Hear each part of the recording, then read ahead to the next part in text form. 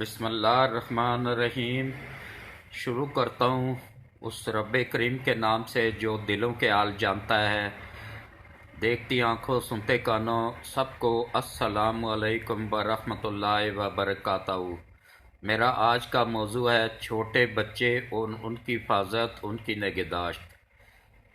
جب بچہ پیدا ہوتا ہے تو اس کو عام طور پر زیادہ تر تقریباً 90% بچوں کو قدرتی طور پہ ہی ماں کے پیٹ میں ہی یرکان ہو جاتا ہے، اور ہم گھبرا کے ایک دم ڈاکٹروں کی طرف بھاگتے ہیں، اس کو چھوٹے سے معصوم بچے کو ہی ٹیکوں کا اور دوائیوں کا میڈیسن کا عادی کر دیتے ہیں۔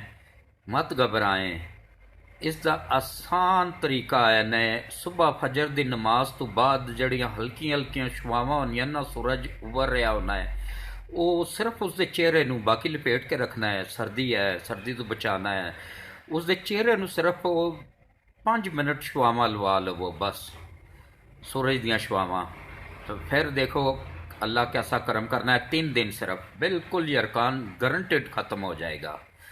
تو اس بعد اس نو شہد دیو، ماں اپنا دودھ پلائے۔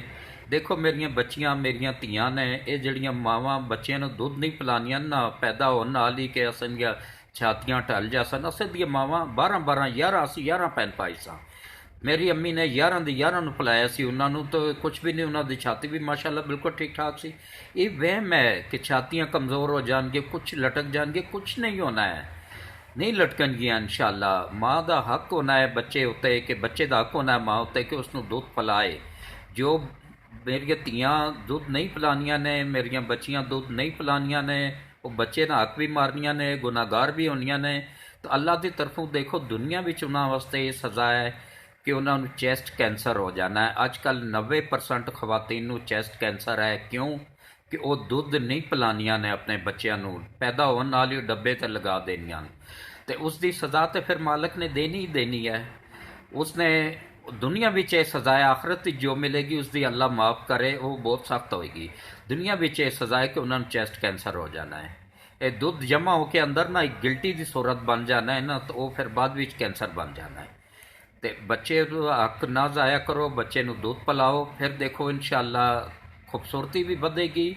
ہارمونس جو بندے نے جسم دے اندر عورتاں دے، وہ اس دی وجہ نال ہی زیادہ تر طاقتور جڑے جسم نو نفع دینے ہارمونس، وہ بندے نے بچے نو دودھ پلاؤ، تے بچے نو دودھ پلاؤ، اپنے دودھ وچ بچے نے وفا بھی ہوئے گی نے، بچہ وفادار ہوئے گا نے، اور اس تو بعد پھر مڑ کے تو صحت مند بھی ہوئے گا۔ ماں دا دودھ بچے دے جسم میں 40 سال تک رہنا ہے، اس دی طاقت رہنی ہے۔ ڈبے دے دودھ دی کیا طاقت ہونی ہے؟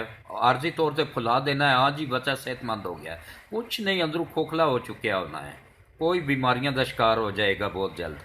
اللہ تعالیٰ محفوظ رکھے، تے اللہ میری بچیاں نو ہدایت دے، اور دودھ پلاؤ انہاں نو، شہد دیو، شہد خالص مل جائے، چھوٹی مکھی